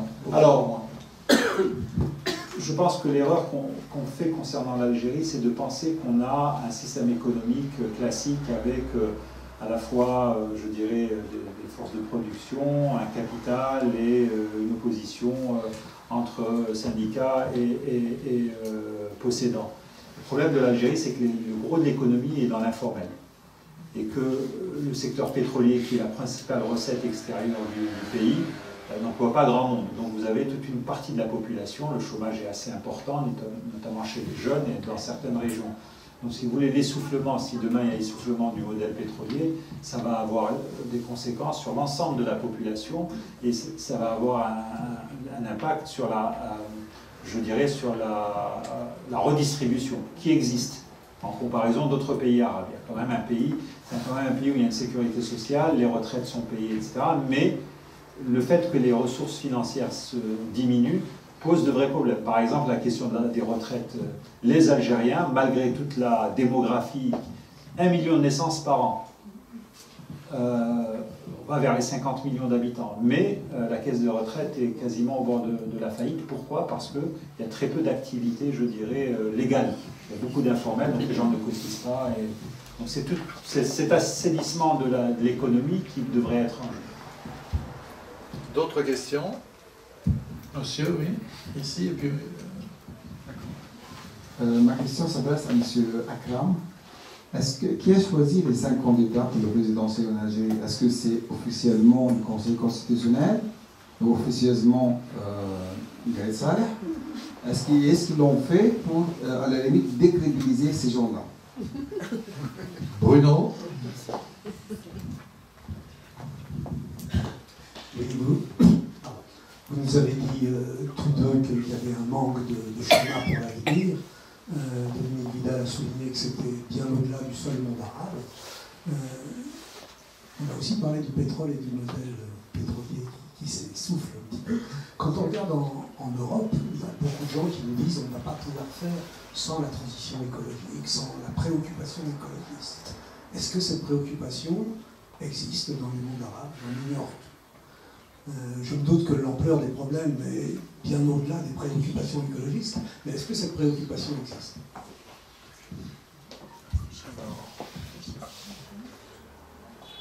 Akram, les candidats, non, c'est pas toi qui les as choisis en tout cas. On notera qu'il y a eu beaucoup de rumeurs, et puis finalement il n'y en a eu que 5. Non, bon, pour parler du Conseil constitutionnel, effectivement, il faut bien comprendre qu'en Algérie, tout se fait selon un légalisme réel, c'est-à-dire qu'il faut mettre les formes. Donc effectivement, officiellement, c'est le Conseil constitutionnel qui valide si telle ou telle personne peut être candidat ou pas. Dans la réalité, on sait très bien que la décision a été prise par le chef d'état-major. Ce sont, comme je l'ai dit, 2 premiers ministres, 2 anciens ministres et un ancien paratype du FLN, qui est membre des organisations de jeunesse. Ce qu'il faut rappeler, c'est que par exemple, c'est ce même Conseil constitutionnel qui avait validé la candidature de Abdelaziz Bouteflika. Donc c'est dire sa crédibilité.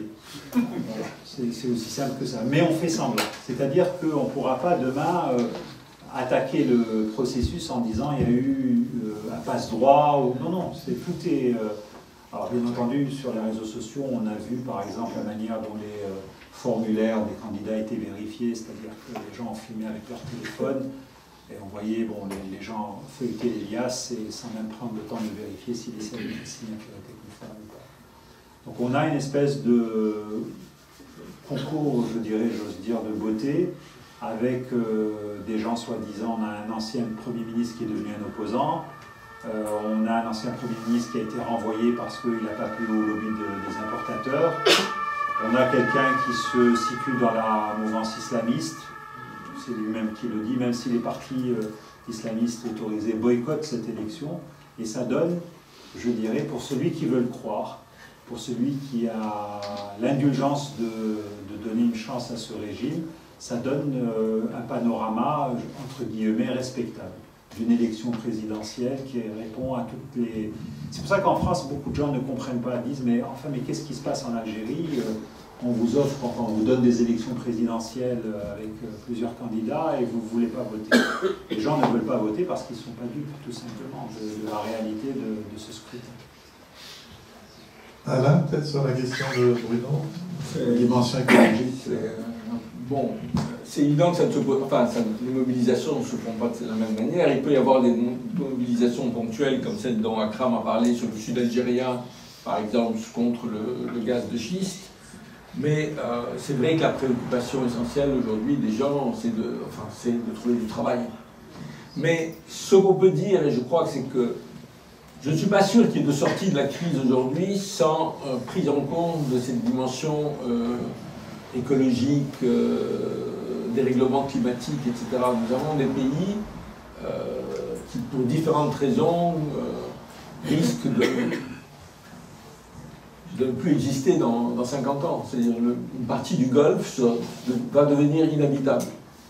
Et il y a tout le problème de l'eau dans les pays, aussi bien l'Irak que la Syrie que l'Égypte, etc. Donc c'est des défis majeurs. Mais, et je pense que d'une certaine manière, il faudra lier les programmes de sortie de la crise économique et sociale à ça. C'est ce que j'ai dit sur l'agriculture. Je pense qu'il faut inventer un autre type d'agriculture dans ce pays. C'est sûr que si aujourd'hui, et c'est quand même terrible, c'est-à-dire, nous avons la Tunisie qui est le seul exemple qui a un peu marché. Et aujourd'hui, Akram l'a rappelé, ce que l'Union européenne leur dit, c'est ouvrez grand vos marchés, exportez encore plus des produits que vos propres citoyens ne peuvent pas acheter. C'est comme ça que vous allez vous développer. C'est un désastre, quoi. C'est un désastre pour eux et c'est un désastre pour nous. Parce que je veux dire aussi, le résultat de tout ça, c'est les vagues de migration, c'est une déstabilisation. Parce que moi, j'ai tendance à dire aujourd'hui, l'impression que j'ai dans le monde arabe, c'est que le choix, il n'est pas entre le chaos et la stabilité, entre la stabilité et... je veux dire, le choix de la stabilité n'est plus possible. C'est-à-dire les dirigeants européens qui disent mais on veut garder Sisi parce que l'Égypte va rester, on veut garder Mohamed VI, etc. C'est un choix absurde. C'est un choix qui favorise l'instabilité, qui favorise le chaos et qui favorise, on n'a pas parlé beaucoup, les organisations radicales, djihadistes, on peut les appeler comme on veut. Quand on voit ce qui se passe au Sahel, je veux dire, il y a de quoi être effrayé. C'est vrai qu'il y a des poches qui s'étendent, et au début, notre président a expliqué que l'intervention française, c'était le plus beau jour de sa vie. Il est allé au Mali, il a dit jamais on va s'enliser. On est enlisé pour des décennies là-bas. Et pas seulement au Mali. C'est Mali, c'est le Burkina, c'est le Niger, etc. etc. Et ça, c'est effectivement terrible. Aussi parce que la seule solution qu'on apporte à ça, c'est la solution militaire. Il n'y a pas de solution militaire. En tous les cas, il n'y a pas de solution militaire toute seule. C'est pas vrai que ces groupes, ils s'appuient, enfin ces groupes qui fait leur prospérité, c'est qu'ils s'appuient sur la situation de désastre social et qui payent les gens et qui font des milices et qui font, etc., etc. Je veux dire, il y a eu il y a 2 ans ou 3 ans un très bon article dans une revue américaine qui s'appelle American Interest, je crois, qui s'appelait quand les djihadistes et les mafieux dirigent mieux que l'État. Et ils prenaient des exemples, notamment au Mexique, où ils disaient qu'il y a des quartiers où bien sûr la mafia est omniprésente, elle commet parfois des crimes horribles, mais elle fait régner un certain ordre, elle donne des bourses à des étudiants, elle fait ce que l'État ne fait pas. Et les gens, ils n'ont pas le choix entre un État démocratique que nous on souhaite et la mafia, ils ont le choix entre la mafia et l'État tel qu'il est. Et des fois, ils préfèrent l'État tel qu'il est parce qu'il gère mieux. Et d'une certaine manière, on l'a vu à un moment en Irak.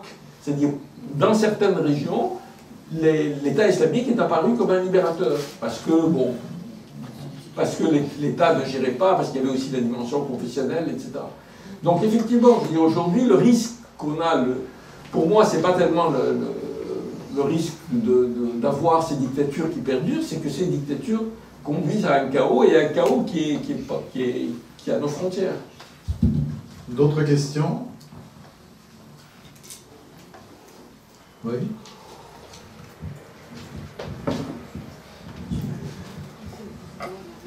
On a un peu parlé de la Russie pour la Syrie. C'est un acteur qui a un peu disparu dans les années 90, 2000 du Moyen-Orient. Quelle est la position aujourd'hui de la Russie sur tous ces mouvements de contestation des régimes en place? Ils sont contre. C'est pour la Russie, mais c'est affirmé de manière plus cynique, je dirais, que nos gouvernements. C'est ce qui compte, c'est la stabilité. Et alors, ce qui est frappant avec la politique russe, si on la compare à la politique de l'Union soviétique, qui avait aussi une influence dans la région, c'est que c'est une politique, et c'est vrai, c'est le seul pays qui a des relations avec tout le monde, à part l'État islamique. Mais vraiment avec tout le monde, c'est-à-dire, Poutine est allé en Arabie Saoudite, il discute avec Bachar el-Assad, ils ont des négociations avec l'opposition syrienne, ils ont des négociations avec les Houthis, ils ont avec Netanyahou, avec les Palestiniens, etc. Alors, par rapport à, si vous voulez, à une politique américaine complètement erratique, ça leur donne une certaine un certain poids. Mais en même temps, on peut voir en Syrie, c'est dire, ok, ils ont réussi à maintenir Bachar au pouvoir, mais ils ne sont pas capables d'un côté, ils ne sont pas capables d'apporter une stabilité, et de l'autre, ils ne sont pas capables de répondre aux défis économiques. Parce que c'est ça aussi, je veux dire, pour ces pays. Or, la Russie, malgré le fait qu'elle a développé ses capacités militaires, qu'elle est une puissance quand même aujourd'hui moyenne, et avec des possibilités économiques, c'est quand même un pays qui continue à vivre sur ses exportations de matières premières. Je veux dire, bon, donc là, il y a une difficulté, à mon avis, je ne vois pas leur... enfin, je vois comment ils jouent d'une certaine manière, j'allais dire c'est admirable, c'est pas admirable, mais comment ils jouent avec les Turcs, les Iraniens, comment ils arrivent à garder des contacts avec tout le monde, à essayer d'éviter aussi les dérapages. Ils ont pas, bon, ils ont aussi un rôle d'éviter que ça dérape, mais pour revenir à votre question, l'idée c'est la stabilité avant tout, et tous les changements et tout ça c'est... nous, ce qu'on veut, c'est des régimes forts, autoritaires, etc., plus ou moins démocratiques. S'ils ne le sont pas, c'est pas très grave. Le cynisme est particulièrement clair quand on parle du conflit israélo-palestinien, parce qu'il y a un accord entre Poutine et Netanyahou sur le fait qu'Israël peut bombarder la Syrie. Mais il y a des limites. À condition que ce soit les troupes iraniennes, les milices iraniennes, qui soient bombardées, pas l'armée de Bachar. Ce qui n'empêche pas aujourd'hui Moscou, officiellement, d'annoncer la réprobation à l'égard de la décision américaine de considérer les colonies comme légales, désormais. Donc, bon, on a un jeu qui est quand même un jeu d'un rare cynisme. Akram. Sur la Russie, l'Algérie est avec un partenaire assez important pour la Russie, parce que l'essentiel de l'armement algérien est russe. On dit souvent que l'Algérie était dans le bloc de l'Est, c'est vrai et pas vrai en même temps, parce qu'effectivement, sur le plan militaire, l'Algérie a souvent acheté près de l'IRSS, mais a toujours pris soin d'avoir une partie de son matériel acheté aux Occidentaux. Et pour bien montrer je dirais, la latitude qui existait en Algérie, par exemple, l'aviation civile était essentiellement constituée d'avions occidentaux, ce qui pour un pays considéré comme membre des pays de l'Est était assez limitatif. Alors récemment, alors il faut savoir qu'en Algérie, il y a un président par intérim. Les Algériens l'appellent le président par accident. Et il est... voilà, c'est quelqu'un qui aurait dû rendre son mandat en juillet dernier, puisque la période d'intérim, constitutionnellement parlant, ne l'autorisait à rester en tant que président par intérim que 3 mois. Mais comme les élections présidentielles ont été reportées, il est resté à la tête du pays.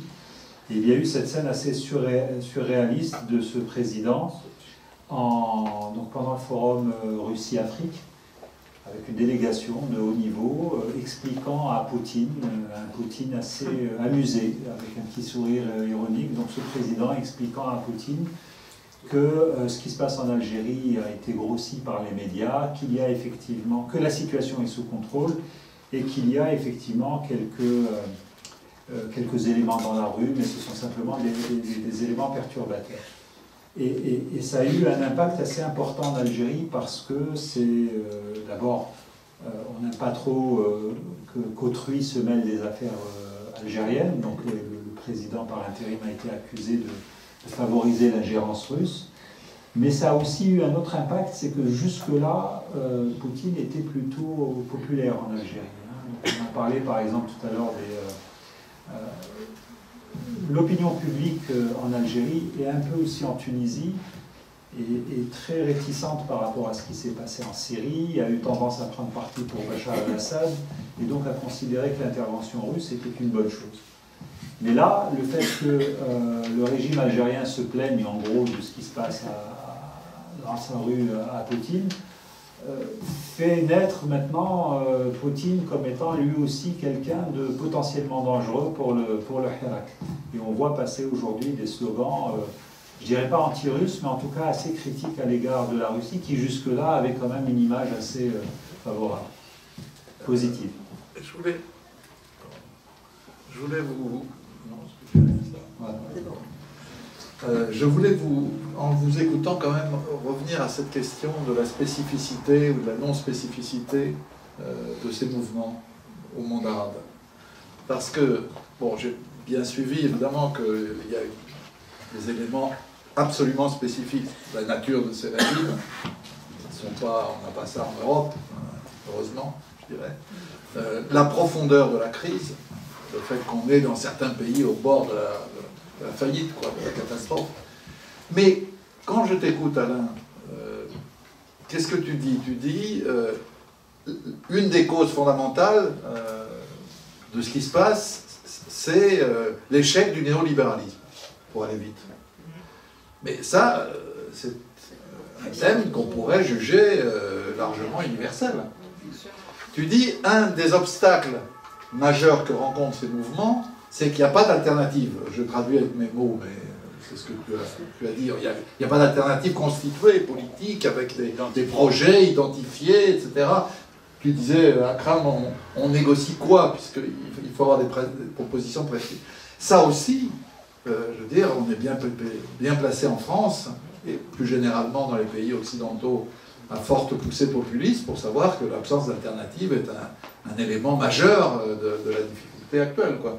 Donc il y a quand même, comme je reprends ce que disait Bertrand Badi, quelque chose qui dépasse un peu le monde arabe et qu'on peut retrouver, c'est pas pour parler de Hong Kong ou pour parler du Chili, mais d'une manière plus générale, on est confronté à des questions qui sont des questions mondiales, l'échec du néolibéralisme, en tout cas son essoufflement, et la difficulté à reconstruire des alternatives après l'échec de celles qui ont existé. Oui, je suis assez d'accord. La difficulté, c'est qu'effectivement, il y a nécessité partout à construire des alternatives. Ça ne se pose pas de la même manière, effectivement, selon les pays, selon qu'on est dans un cadre démocratique ou non, etc.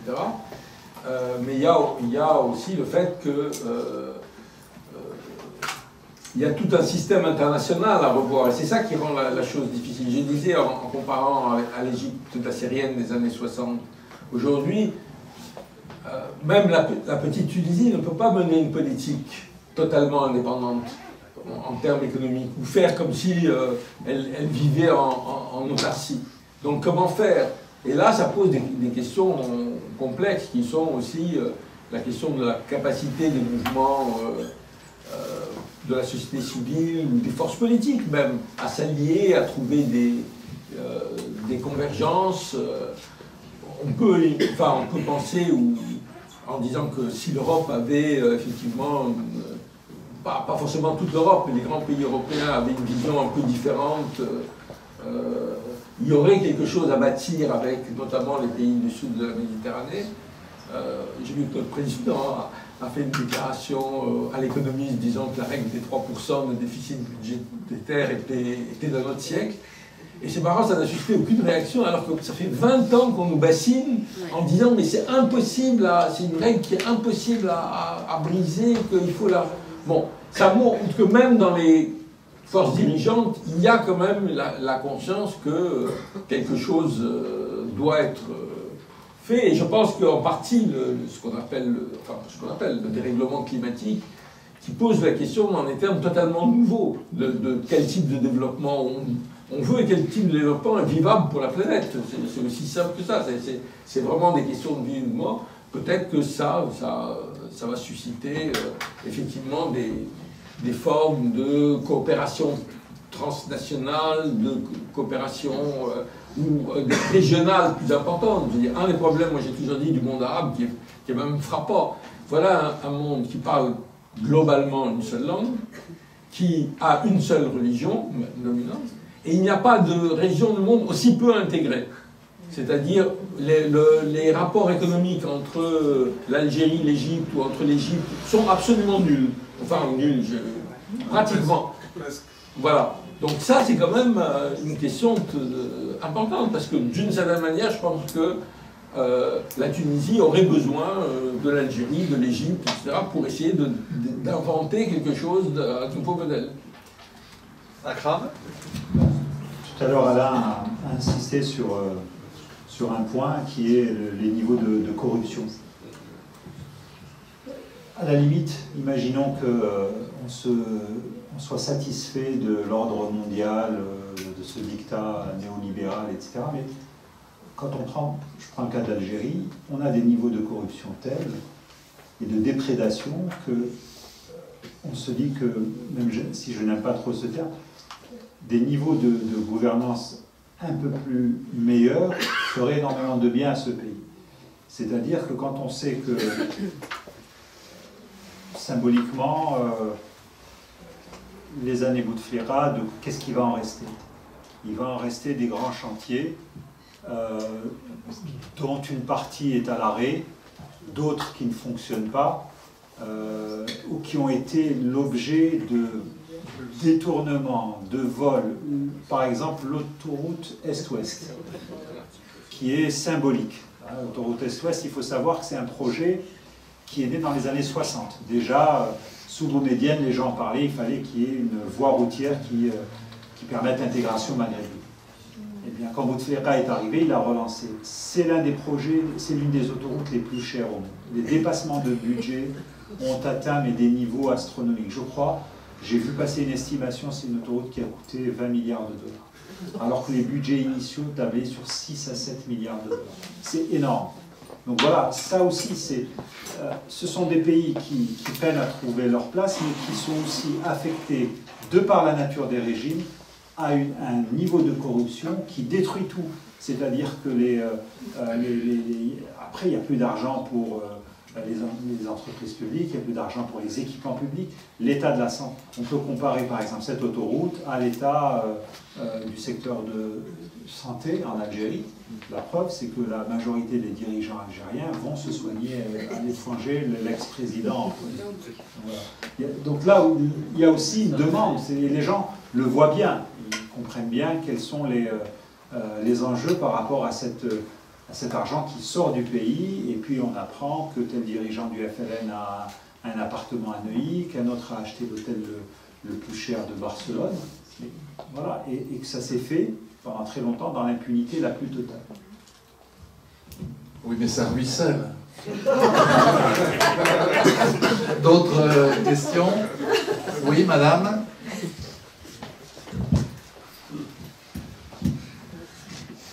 Quel est le rôle de la Chine là-dedans? Qu'est-ce qu'elle en pense? Quelle influence elle peut avoir? Parce que je crois qu'il y a un projet de nouvelle route de la soie, donc il passerait forcément par ce pays-là. Où est-ce qu'elle en est?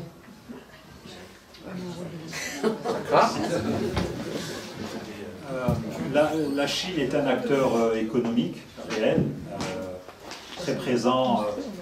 Alors, la présence chinoise dans le monde arabe et notamment en Afrique du Nord, j'inclus l'Égypte, n'est pas comparable à ce que fait la Chine en Afrique subsaharienne, où elle est très très présente parce qu'elle exploite, etc. Mais non, il n'empêche que les deux pays visés sont l'Égypte et l'Algérie, sur le plan économique. Il y a une présence importante aussi au Maroc, notamment parce que le projet de Tangemed intéresse les Chinois. Et la Chine voit le Maghreb comme étant un marchepied dans sa stratégie, je dirais, d'intégration via cette nouvelle route de la soie par rapport à l'Europe, puisque officiellement il y a une zone de libre-échange entre l'Europe et l'Afrique du Nord. Mais sur le plan politique, je pense que le seul moment, je dirais, où la Chine s'est distinguée, c'est lorsque elle a envoyé un bateau de guerre pour évacuer ses ressortissants en Libye, après 2011. Mais on ne sent pas que c'est un acteur actif. Elle a participé aussi à la lutte contre la piraterie en Somalie. Alors, ce qui est intéressant par contre, et ça vaut pour les 3 pays du Maghreb, je ne sais pas comment ça se passe en Égypte, mais vous avez, notamment en Algérie, il y a déjà une communauté qui s'est installée, qui est d'origine chinoise, qui n'est pas partie, qui a appris l'arabe. Je dis souvent que les Chinois ont fait ce que les pieds noirs n'ont pas fait en 132 ans, ils ont appris l'arabe. Et la Chine ouvre des centres culturels et surtout donne des bourses, énormément de bourses aujourd'hui. Donc il y a un effort en soft power, en pouvoir d'influence assez important. Et donc aujourd'hui, vous avez plusieurs centaines de boursiers maghrébins qui étudient dans les universités chinoises. Et ça, c'est quelque chose de nouveau, d'important. À mon avis, ça aura des conséquences d'une manière ou d'une autre, à plus ou moins à long terme. Au-delà de ça, c'est une des choses qui est frappante dans les projets chinois, c'est la route de la soie. Je crois que le début du projet date d'il y a 20 ans. Et c'est un projet sur 50 ans. Aujourd'hui, il n'y a pas un État, c'est-à-dire un des problèmes, c'est ni les États-Unis ni l'Europe qui sont capables d'imaginer un projet à 50 ans. Et c'est bon. Et d'ailleurs, les Chinois l'utilisent comme argument pour justifier le système politique qui est le leur, en disant regardez, nous on a la stabilité, comme ça nous permet de. Tu vois, bon. L'autre élément des Chinois, c'est qu'ils ne jouent pas un rôle politique comme les Russes, mais ils ont aussi le même cynisme absolu, c'est-à-dire qu'ils aident n'importe quel régime du moment qu'il est en place, qu'il soit une dictature ou non. Et puis, puisque j'ai l'occasion, je vous invite à lire, le New York Times a publié hier ou avant-hier 600 pages de documents sur le traitement de la minorité ouïghour en Chine, c'est terrifiant. D'autres questions? On s'arrête là. Gianni? Une petite observation sur... Après le 19 décembre, il y aura une controverse exactement sur la présence chinoise en Méditerranée, et c'est la présentation du numéro des conférences méditerranéennes. Merci. Merci. Donc le 19, tu dis. Hein? D'autres questions? On s'arrête là. Monsieur, une dernière question? Oui. Voilà, jamais 203. Jusqu'à quel point on peut mettre le conflit actuellement, ou bien la situation au Liban, et la difficulté dans laquelle se trouve le Liban, comme une confrontation directe entre l'Iran et les États-Unis sur le sol libéral? Enfin, c'est une des dimensions c'est une dimension importante. C'est une dimension de l'affrontement entre l'Iran et Israël, déjà. C'est une dimension de l'affrontement entre aussi le Liban et Israël, parce qu'il y a des conflits. Donc, le problème de la région, c'est-à-dire, ce qui fait une des particularités de la région dont on parle plus, on n'a pas parlé du tout, c'est que c'est une région de guerre depuis 67. Ça n'a jamais arrêté. 48. Oui, ou 48. 48, ça a été relatif, enfin, ça a été important pour la question palestinienne, mais là, on est rentré à partir de 67 dans les guerres d'Israël. Enfin, il y a eu 56, il y a eu les différentes guerres israélo-arabes, puis il y a eu les différentes guerres du Golfe. Il n'y a pas de région dans laquelle on a eu autant d'armées occidentales qui sont intervenues de manière permanente. C'est aussi un élément important, je l'ai dit à propos de l'Irak. Je veux dire, aujourd'hui, quand on parle de l'Irak, je dis, il faut rappeler que ce que les Américains ont fait est un crime de guerre et dont les conséquences, réellement, c'est pour des décennies avant qu'on revienne sur ces conséquences. Donc, oui, tous ces aspects de géopolitique sont importants, mais peut-être c'est le sujet d'une autre controverse. Une dernière question. Je vois une main, donc je ne veux pas la censurer. Bonsoir. Vous avez parlé tout à l'heure des propositions de Hariri quant à la privatisation des services publics, ce qui est un des cadres donnés par la conférence du Cèdre à Paris, et c'est notamment ce que l'ambassade française sur son site affiche, d'accord, révolution au Liban, mais dans la stabilité, et nous soutenons, mais dans le cadre de la conférence du Cèdre. Quel rôle pour la France dans ces transitions, et est-ce que, par exemple, sur la privatisation de l'eau au Liban, on leur demande de le faire alors qu'on sait très bien que ça n'a pas marché chez nous? Est-ce qu'on n'a pas peut-être on n'est pas peut-être un peu de schizophrène Juste un mot sur les privatisations. Il faut bien voir, les privatisations chez nous c'est inacceptable, mais là-bas c'est des vols purs et simples. C'est-à-dire qu'on donne au secteur privé à des prix bradés des choses et dont on sait, des rentes dont on sait après que ça ne va pas fonctionner. Donc là-dessus, c'est effectivement, je veux dire, c'est un des problèmes de la politique française, c'est que d'un côté ils disent nous sommes aux côtés de la Tunisie pour sa transformation, de l'autre nous sommes... Et c'est vrai que la France a mis pas mal d'argent et d'énergie politique dans le projet Cèdre pour aider le Liban, mais pour arriver à quoi? Pour des réformes qui vont être une catastrophe. Akram? Pas bien. Merci Alain, merci Akram. Merci à vous.